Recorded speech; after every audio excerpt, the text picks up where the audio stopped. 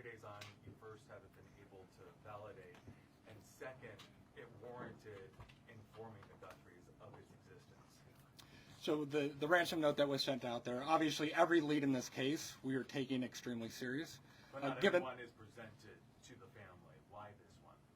Because this was the ransom that came in and it had facts associated with a deadline, with a monetary value they were asking for. And so at that point... what were some of those facts, if you can, because there's been a lot of speculation, as you know, if you could set the record straight. Yeah, the ransom itself, one talked about an Apple Watch and one talked about a floodlight. We're not going to go into specifics. It's very important that we keep this investigation moving forward, and we don't want to put more facts out there that others then can use to try to profit from this. Who else would know about an Apple Next, Watch? Ed Lavandera. Hey, Agent, I want to follow up with you real quick on that. There have been, as far as we know, I think 3 ransom notes so far, 1 arrest. Are they all different? Or you think there's different authors behind all of them? Or So the one that went to the media is the one we were currently investigating and working on. The imposter that I talked about, where an arrest was made early this morning, that there will be more information. We believe there's no evidence to connect this to Nancy's case. It was someone that was trying to profit from it, a total imposter. And Sheriff, you started off the press conference by saying you believe that Nancy is still out there. Do you have reason to believe that she's still out there alive, or are you fearful of the worst case scenario here, that she won't be found alive? Well, I'm certainly fearful of that. I think we all are.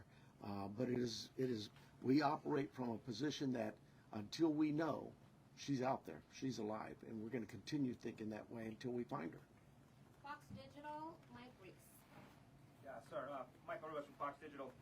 Sheriff, you said you've identified no suspects. Have you ruled out anyone she was with on Saturday night?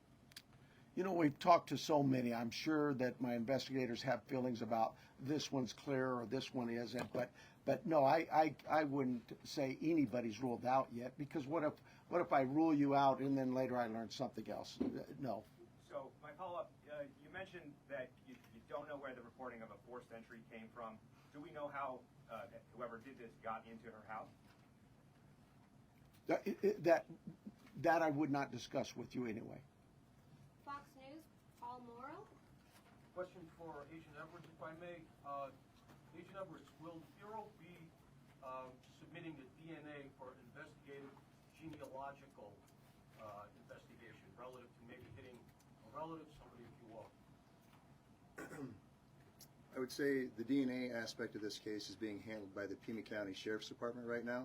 However, should we get to that point, yes, that would be an option for the FBI to assist. And a quick follow-up, does the ransom note that you're working establish any communication protocols in